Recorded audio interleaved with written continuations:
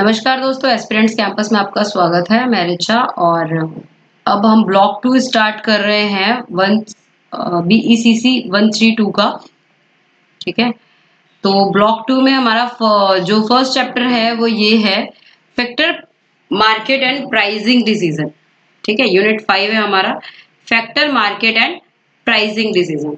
और factor market क्या होता है और उसके प्राइस के डिसीजंस कैसे लिए जाते हैं, ये सारी चीजें हम इस टॉपिक में देखेंगे। और उसके बाद देखिए इसका इंट्रोडक्शन है सबसे पहले, उसके बाद सबसे पहले मीनिंग है फैक्टर मार्केट का मतलब क्या होता है, डिमांड एंड सप्लाई का कॉन्सेप्ट क्या है फैक्टर में, demand of factor, supply of factor, फिर factor pricing by marginal productivity theory, determination of returns to a factor, rent, wages, interest, profit. आपका मैं बता दूं कि ब्लॉक 1 जो है वो सबसे ज्यादा इंपॉर्टेंट है। ब्लॉक 1 उसमें मोनोपोलिस्टिक कंपटीशन, ओलिगोपोली, यानी कि मान लीजिए कि 40% जो एग्जाम आएगा वो ब्लॉक 1 से आएगा। ठीक है, तो ब्लॉक 1 ज्यादा इंपॉर्टेंट है, ब्लॉक 1 पे आपको ध्यान देना है। और लास्ट वाला जो ब्लॉक है उसमें 2 ही चैप्टर्स हैं, तो लास्ट वाला ब्लॉक एक बार पढ़ लीजिए, वो पूरी थ्योरी है, ज्यादा टाइम नहीं लगेगा उसको पढ़ने में। इंटरनेशनल ट्रेड वाला ब्लॉक है वो, ब्लॉक 4, आई थिंक 4 है या 5 है, जो भी है देख लीजिए आप एक बार। और ब्लॉक 2 का हमने फर्स्ट चैप्टर स्टार्ट कर दिया है। हाँ, तो मैं आपको बताना चाहूंगी, देखिए जब जैसे कि हम पढ़ते हैं बुक को, तो बुक को हम पढ़ते हैं तो सबसे पहले हमें हेडिंग पढ़नी चाहिए। ये जो हेडिंग दी हुई है ना साथ साथ, ये भी पढ़नी इंपॉर्टेंट होती है, जैसे मीनिंग ऑफ फैक्टर मार्केट, या फिर concept of demand and supply of a factor.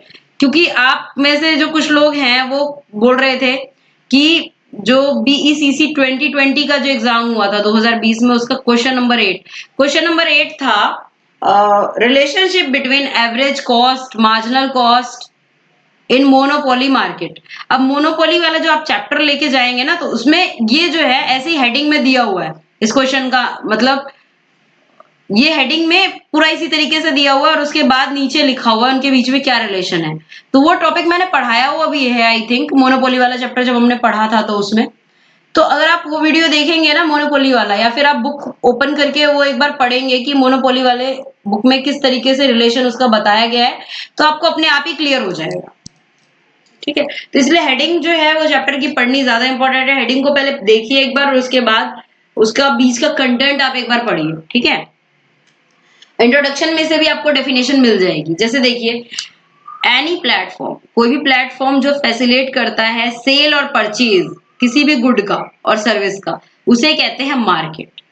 Market में क्या, सेल और परचेज आप करने जाते हैं, गुड्स खरीदने जाते हैं। ठीक है, अब वैसे ही गुड्स को प्रोड्यूस करने के लिए, गुड्स एंड सर्विसेज को प्रोड्यूस करने के लिए फैक्टर ऑफ प्रोडक्शन की जरूरत होती है। ठीक है, फैक्टर ऑफ प्रोडक्शन की जरूरत होती है। जैसे कोई भी गुड बनाना है आपको, तो आपको मशीनरी की भी जरूरत पड़ेगी, आपको रॉ मटेरियल की भी जरूरत पड़ेगी, आपको लेबर की भी जरूरत पड़ेगी। तो ये सारे क्या हो गए, फैक्टर ऑफ प्रोडक्शन। प्रोडक्शन करने में क्या क्या चीजों की जरूरत पड़ी है वो सारे हो गए। अब देखिए, the primary 4 factor of production, जैसे कि लैंड, लेबर, कैपिटल, एंटरप्रेन्योरशिप। ये आप जब क्लास 9th में थे ना, इकोनॉमिक्स आपने ली थी और क्लास 9th में आपकी बुक आई थी, उसी में आपको सबसे पहले इंट्रोड्यूस करा दिया गया है कि फैक्टर ऑफ प्रोडक्शन होता क्या है।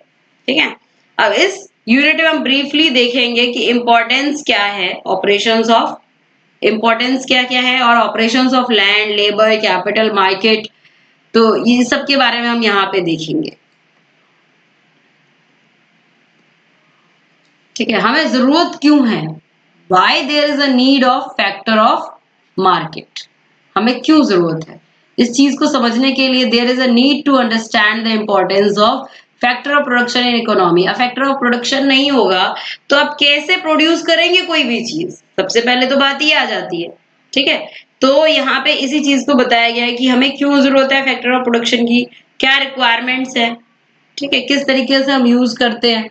अब मीनिंग ऑफ फैक्टर मार्केट, अब फैक्टर मार्केट क्या है, जहां पे सेल और परचेज होता है फैक्टर ऑफ प्रोडक्शन, जैसे कि लैंड, लेबर, कैपिटल, इन सब का, तो उसको कहते हैं फैक्टर मार्केट।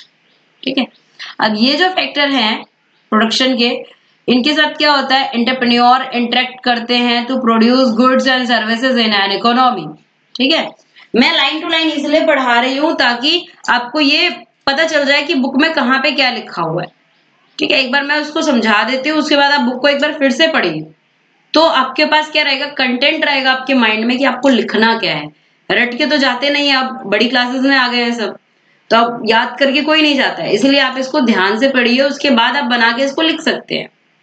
ठीक है, the broad characteristics and meaning of these factor of production क्या है, जैसे कि लैंड। अब लैंड क्या है, फिजिकल और टेंजिबल फैक्टर ऑफ प्रोडक्शन है, and is a stock concept, इसको हम स्टॉक करके रख सकते हैं। मतलब इंटेंजिबल है, इंटेंजिबल नहीं है, ये टेंजिबल फैक्टर ऑफ प्रोडक्शन है। ठीक है, जिसको जिसका हम क्या करते हैं, यूज करते हैं। It consist of total physical resource that available. Land पे क्या है, टोटल फिजिकल रिसोर्स होता है, ऐसा नहीं है कि इसका आप यूज करेंगे तो लैंड खत्म हो जाएगा, खत्म नहीं होगा ना, ये फिजिकल है। Land is not just include ground but also includes forest, water resources, soil, minerals, mines. Land में सिर्फ ग्राउंड का मतलब आप लैंड मत समझिए, लैंड में फॉरेस्ट भी आ जाता है, वाटर रिसोर्स भी आ जाता है, सॉइल भी आ जाता है, मिनरल्स भी आ जाते हैं, माइंस भी आ जाते हैं। अब उसके बाद बात आता है लेबर। लेबर क्या है, इंटेंजिबल फैक्टर ऑफ प्रोडक्शन है।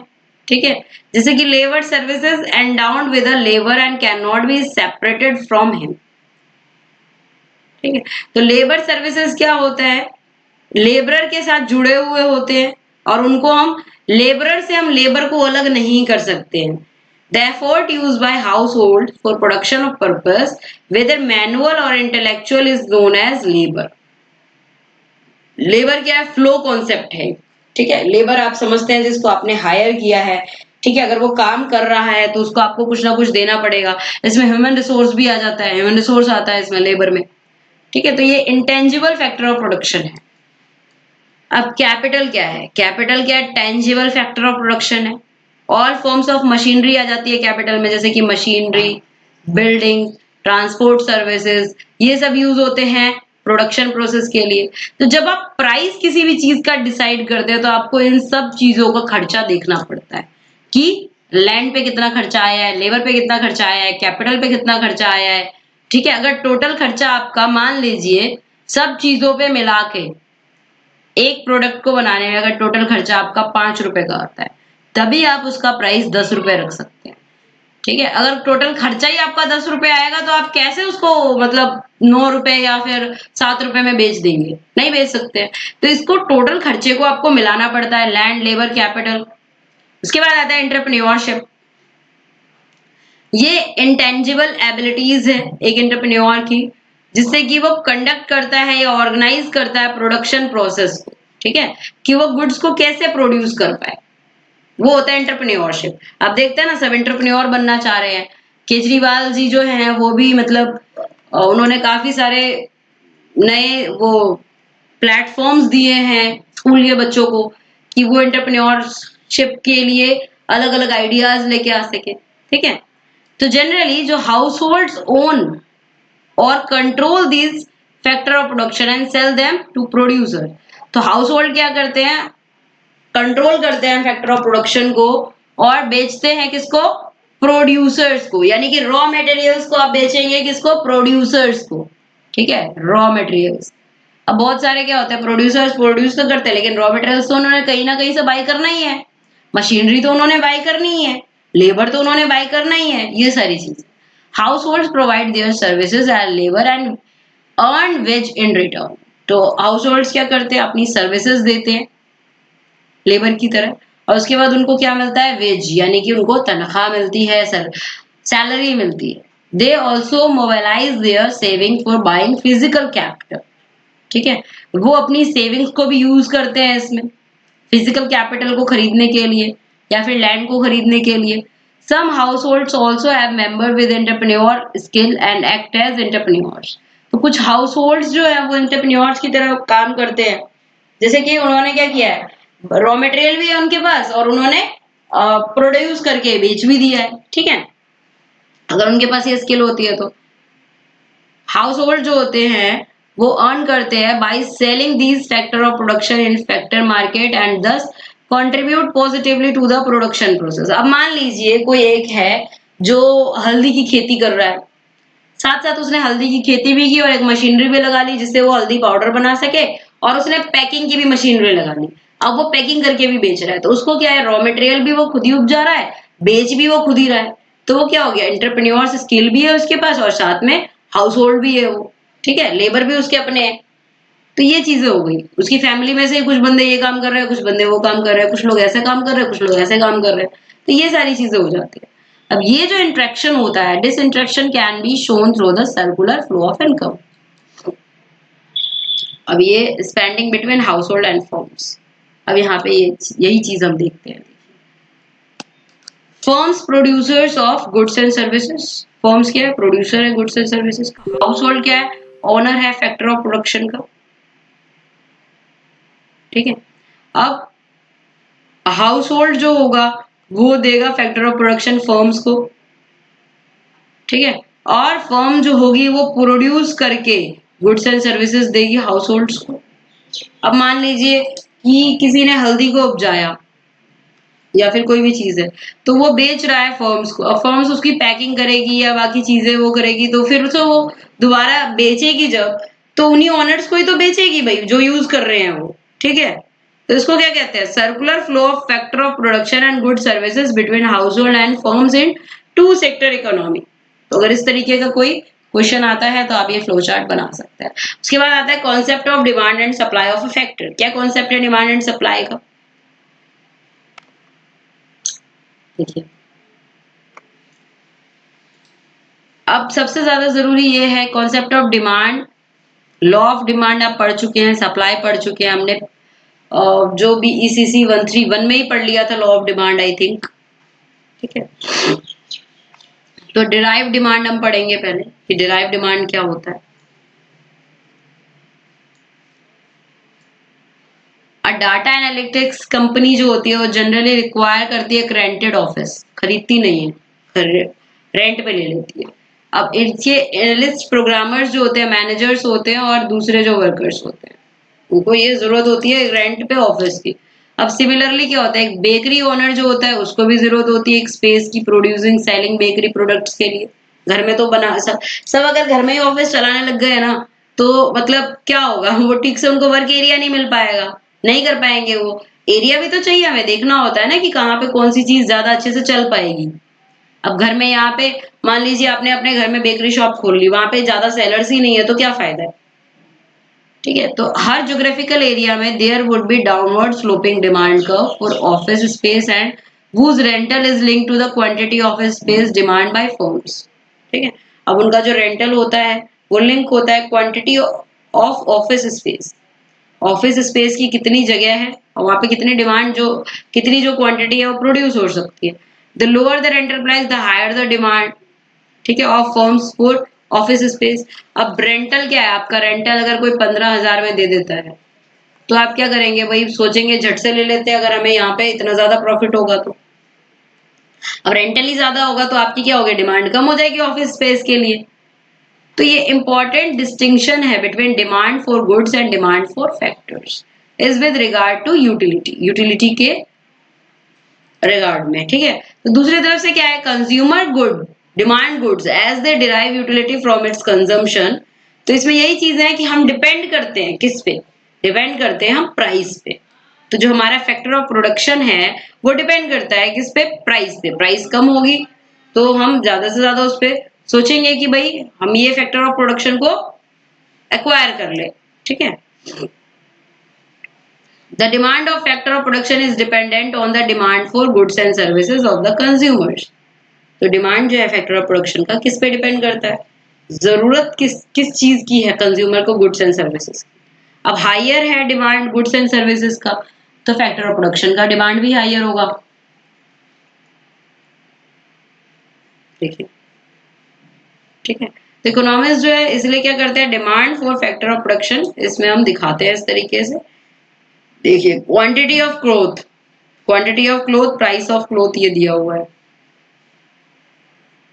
ठीक है। अब क्वांटिटी ऑफ क्लोथ अगर ज्यादा है, डिमांड उसकी ज्यादा है, तो हमारा डिराइव डिमांड क्या होगा, वो भी प्राइस ऑफ कॉटन और क्लोथ के सेम होगा, ठीक है।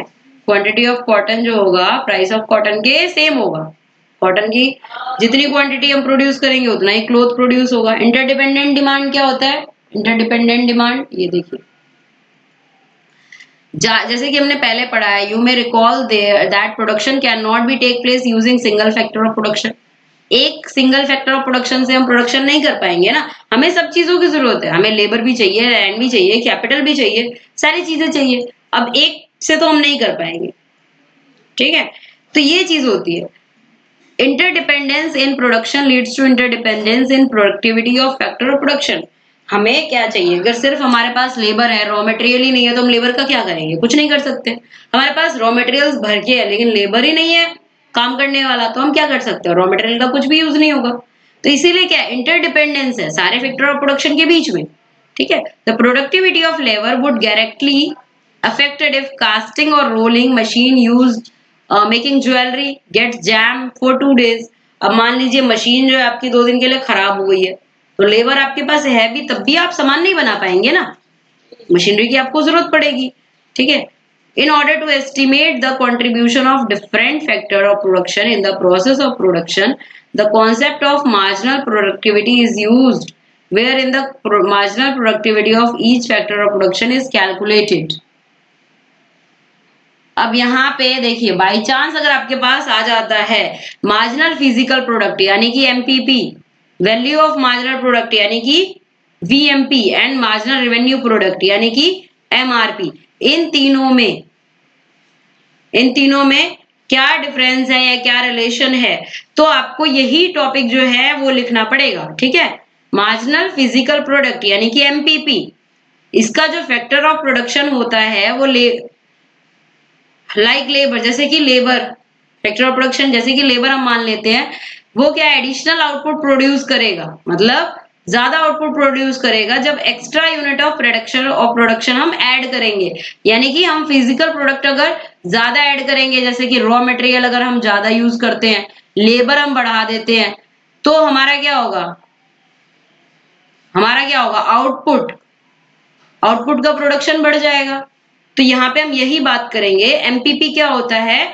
जहां पे additional unit of factor of production हमें मिले, ठीक है, और दूसरा जो फैक्टर ऑफ प्रोडक्शन है वो कांस्टेंट रहे, ठीक है। तो एमपीपी क्या है? Change in total product upon में change in number of unit of factor of production, ठीक है। ये आपको फॉर्मूला याद रखना है।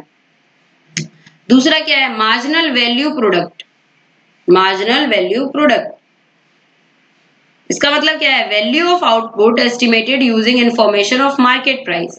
तो वैल्यू ऑफ आउटपुट का एस्टिमेशन कैसे किया जाता है? मार्केट प्राइस को देख के किया जाता है। अब जब price of product is multiplied by marginal physical product of factor of production, one can derive value of marginal product. अब जब प्राइस ऑफ प्रोडक्ट को जो हम अगर मल्टीप्लाई कर देंगे मार्जिनल फिजिकल प्रोडक्ट यानी कि एमपीपी से, ठीक है, तो हमें मिल जाएगा margin value of marginal product, VMP मिल जाएगा, हमें वीएमपी मिल जाएगा, ठीक है। अगर हम एमपीपी यानी कि एमपीपी को हम आउटपुट प्राइस ऑफ आउटपुट से मल्टीप्लाई करते हैं तो हमें वीएमपी मिल जाता है, ठीक है। अब वैसे ही एमआरपी, एमआरपी का क्या है? Change in total revenue upon में change in number of fruit factor, ठीक है, या फिर marginal revenue into physical product, MRP आ गया। दोनों में से कोई एक मान लीजिए फॉर्मूला, ठीक है। तो अब यहाँ पे हमें निकालने के लिए दिया हुआ है ये क्वेश्चन जो है आगे टेबल 5.1 अगर हम देखें तो देखिए एमपीपी किस तरीके से निकाला है। एमपीपी टीपी हमारे पास है, ठीक है, एमपीपी और मार्केट प्राइस ऑफ ब्रेड हमें दिया हुआ है, तो वीएमपी निकल जाएगा मल्टीप्लाई करके इसको और इसको, ठीक है। अब उसके बाद टीआर टोटल रेवेन्यू हमें दिया हुआ है, उसके बाद मार्जिनल रेवेन्यू, उसके बाद एमआरपी। सेम फॉर्मूले पे अगर हम बिठाएंगे ना तो सेम यही चीजें आ जाएंगी सारी, जो हमने अभी ऊपर फॉर्मूला देखा है सिर्फ उसी पे बिठाने की देर है, ठीक है। तो इस टेबल को हम नेक्स्ट वीडियो में देखेंगे, वीडियो काफी लंबी हो जाएगी नहीं तो, और बाकी सारे जो और टॉपिक्स हैं वो भी हम देखेंगे, ठीक है। अभी हमने इनके बीच में रिलेशन देख लिया है, क्या रिलेशन है, आप एक बार इस टेबल पे अप्लाई करके देखिए, निकलता है कि नहीं निकलता है, फिर हमें कमेंट सेक्शन में बताइए। ठीक है।